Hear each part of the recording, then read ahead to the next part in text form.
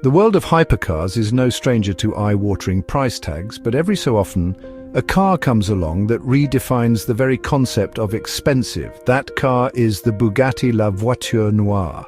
This is a vehicle that, upon its debut, immediately became the most expensive new car ever sold, carrying a final price tag of a staggering $18.7 million after taxes. It's a figure that is difficult to comprehend, even for seasoned enthusiasts accustomed to multi-million-dollar machines. This isn't just a car, it's a statement, a one-of-one masterpiece designed for a single anonymous client who desired the absolute pinnacle of automotive exclusivity. The name itself, which translates to the black car, is a nod to its legendary inspiration and its singular, imposing presence. So what exactly is the La Voiture Noire? It's a modern interpretation of Jean Bugatti's personal Type 57 SE Atlantic, a mythical car that vanished during World War II and has never been seen since. Bugatti positions it as the haute couture of the automotive world, a rolling sculpture that represents the zenith of the brand's design and heritage. The entire premise of this vehicle is built on its absolute rarity. Unlike other limited-run hypercars, where a few dozen or even a few hundred examples might exist, there is only one La Voiture Noire. This fact alone is the primary driver of its monumental cost, separating it from nearly every other vehicle on the planet and placing it into a category of its own. The announcement of its price sent shockwaves through the industry, prompting a very simple yet profound question: is it worth it? For $18.7 million, one could purchase an entire fleet of other standard hypercars. You could buy a Bugatti Chiron, a Koenigsegg Jesko, a Pagani Huayra, and still have millions of dollars left over for a garage to keep them in, and maybe a private racetrack. The car's existence forces a conversation not just about performance or engineering, but about the very nature of value in the ultra-luxury market. It challenges the conventional metrics we use to judge automobiles and asks us to consider whether art, history, and exclusivity can be quantified in horsepower and torque. The initial hype was immense, fueled by speculation about who could possibly afford or would even want such an extravagant machine. Rumors swirled, pointing to famous collectors, royalty, and even sports superstars like Cristiano Ronaldo. Bugatti has remained tight-lipped, respecting the privacy of its client, which only adds to the car's mystique.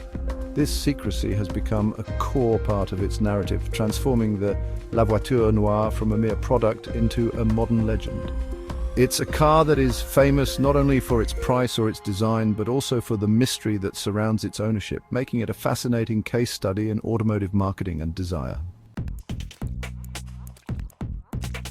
When you hear a price tag approaching $20 million, you might naturally expect a level of performance that is simply in another universe. You would anticipate an engine that rewrites the laws of physics and acceleration that leaves every other car in the dust. And here is the most interesting quirk of the La Voiture Noire. Its performance is, for all intents and purposes, identical to that of its much less expensive sibling, the Bugatti Chiron. At its heart lies the very same 8-litre quad-turbocharged W16 engine, a monumental piece of engineering that is, without question, incredible. It produces the exact same 1,500 horsepower and 1,180 pound-feet of torque as the standard Chiron. And this means that the performance figures are also a mirror image. The top speed is electronically limited to 261 miles per hour, just like the Chiron.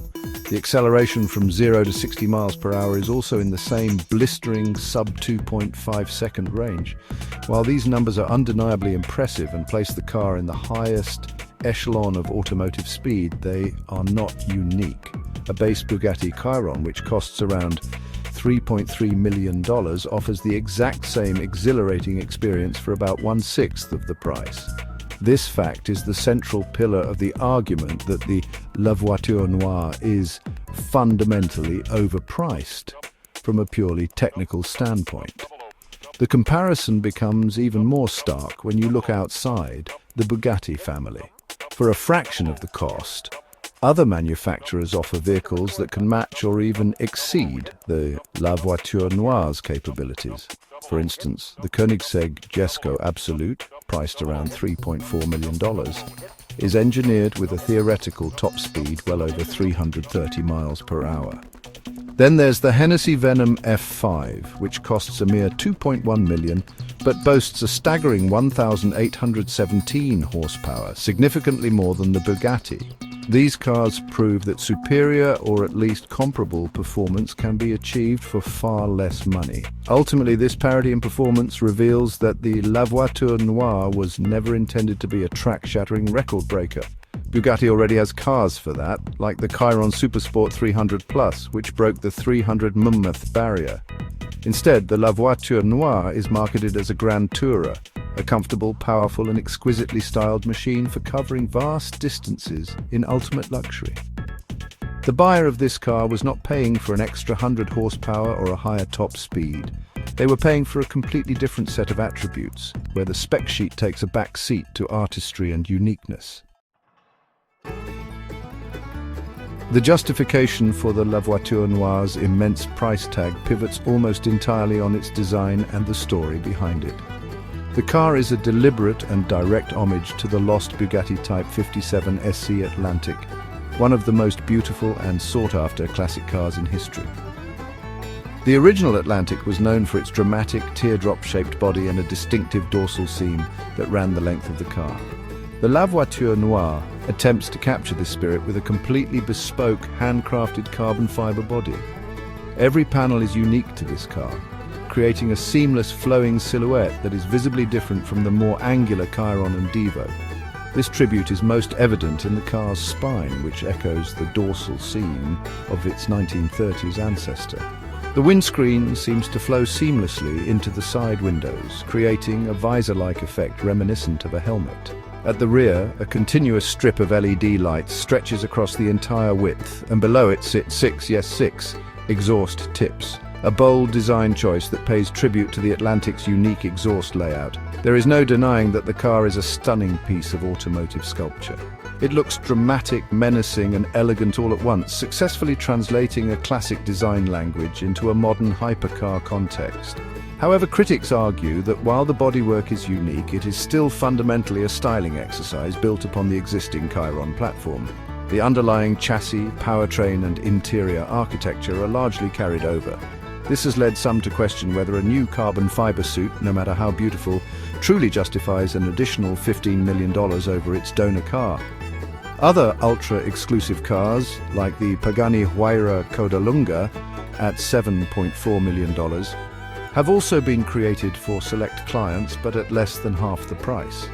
The debate centers on whether the La Voiture Noire represents a true evolution or simply a very, very expensive reskin. From Bugatti's perspective, the car is more than just a rebodied Chiron. It is a piece of art. The level of craftsmanship, the man-hours involved in perfecting the carbon fiber weave, and the sheer audacity of creating a one-off body are what command the premium. For the intended buyer, this narrative and the direct link to Jean Bugatti's lost masterpiece are invaluable. It's a purchase driven by emotion and a desire to own a piece of the Bugatti legend, rather than a cold calculation of engineering value. The design is the entire point, and for its one owner it was clearly enough. Beyond the initial purchase price, owning a car like the Bugatti La Voiture Noire involves running costs that are just as astronomical. While Bugatti hasn't disclosed the specific maintenance schedule for this one-off creation, we can look to the Chiron for a baseline, and the numbers are mind-boggling. A simple annual service, which includes an oil and filter change, can cost around $25,000. Every few years, a more comprehensive service is required, potentially running into six figures. A new set of tyres, specifically designed for these cars, costs upwards of $42,000, and they are recommended to be replaced every few thousand miles due to the immense forces they endure. These costs are a stark reminder that the financial commitment to a hypercar doesn't end when you drive it off the lot. For a car as unique as the La Voiture Noire, any potential repairs would be exponentially more complex and expensive. If a carbon fiber body panel were ever damaged, it would require a bespoke, one-off replacement to be fabricated by Bugatti's master craftsmen, a process that would likely cost more than many high-end sports cars. The price of uniqueness is not just the initial outlay, but the perpetual cost of preserving that uniqueness, making ownership a privilege reserved for a very select few. This brings us to the core of the debate. What determines value in the hypercar world? The La Voiture Noire forces us to separate the idea of a performance car from that of a luxury good. Judged as a performance car, it is objectively overpriced. There are faster, more powerful, and more technologically advanced cars available for a fraction of the price. However, judged as a luxury good, like a rare painting, a unique piece of jewelry or high fashion, its value is determined by different metrics: rarity, brand heritage, craftsmanship, and the story it tells. In this context, being a one-of-one creation directly linked to Bugatti's soul is its greatest asset. In conclusion, the Bugatti La Voiture Noire is less of a car and more of a monument. It's a monument to the history of the Bugatti brand, to the possibilities of modern coach building, and to the extraordinary wealth of its anonymous owner. While automotive purists and bargain hunters will rightly call it overrated and wildly overpriced for the performance it offers, they are arguably missing the point. This car was not built to set lap records or win drag races. It was built to be singular, to be an object of ultimate desire, and to be the undisputed king of automotive exclusivity. In that mission, whether you agree with the price or not, it has unquestionably succeeded.